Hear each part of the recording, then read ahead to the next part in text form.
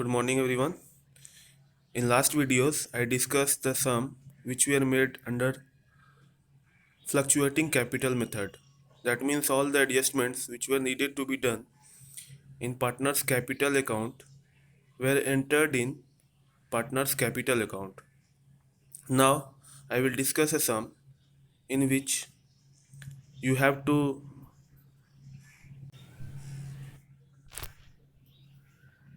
enter the adjustment needed to be done in capital account in current account. That means under fixed capital method. So under fixed capital method, all the adjustments which were done in capital account under fluctuating capital method are done in partner's current account, and partner's capital account is kept intact. So let's see. So this is our sample sum. A, B and C are partners, and they need to maintain their personal accounts on the fixed capital method. So the informations are given. Net profit available for distribution was rupees 30,000. Share of profit in the ratio 2:1:1. A and B are allowed a fixed salary of rupees 5,000 per annum and 6,000 per annum respectively. C is allowed to claim commission at the rate of 2% on gross sales which are rupees 5,50,000. Now their total drawings for the year are 1/10 each of their opening capital balances, which were rupees 30,000, rupees 15,000 and rupees 20,000 respectively. You have to prepare profit and loss appropriation account and personal account of the partners.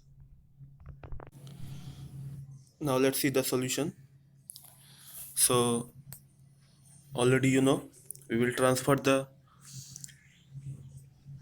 net profit we have got from profit and loss account in the credit side. So by profit and loss account rupees 30,000, then comes in debit side to partner salary as it was given in the problem. A's salary is 5,000 and B's salary is 6,000. So total salary 11,000 is transferred in the last column. Partner's commission, it was given to C at the rate of 2%. So 2% of 5,50,000, that is 11,000. Now after balancing you will get 8,000. So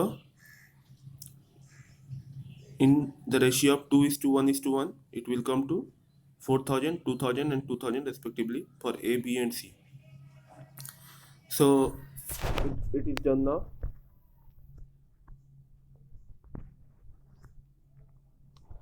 Now let's come to partner's current account. So as you know, in fixed capital method, all the adjustments are entered into partner's current account. So by partner salary which were earlier entered in capital accounts, now it will be entered in partner's current account.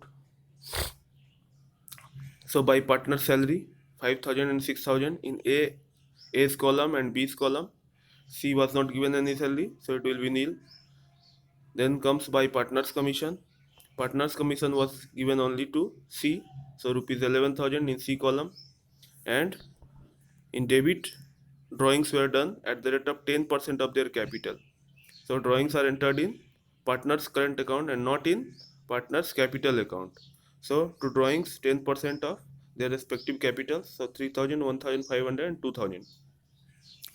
So after balancing all, we will get 6,000 and 6,500 and 11,000 for A, B and C.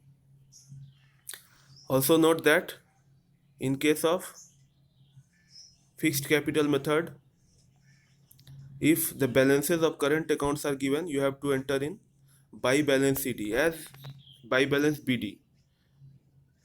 It may be given debit balance or credit balance also can be given. Here no balances of current account is given, so you didn't have to write current account balances. So no balances are given, but generally in all the sums partners current account balance is given, so you have to enter that. So you have got here balances 6,000, 6,500 and 11,000. Now Let's go to capital account. There is no entry in partner's capital account since this is the fixed capital method. Only in case when further capital is introduced or some amount of capital is withdrawn, then only partner's capital account is touched. So here by balance BD, the opening balance was 30,000, 15,000 and 20,000 respectively for A, B and C. So the same balance will remain here. So the balance to balance CD will be 30,000, 15,000 and 20,000.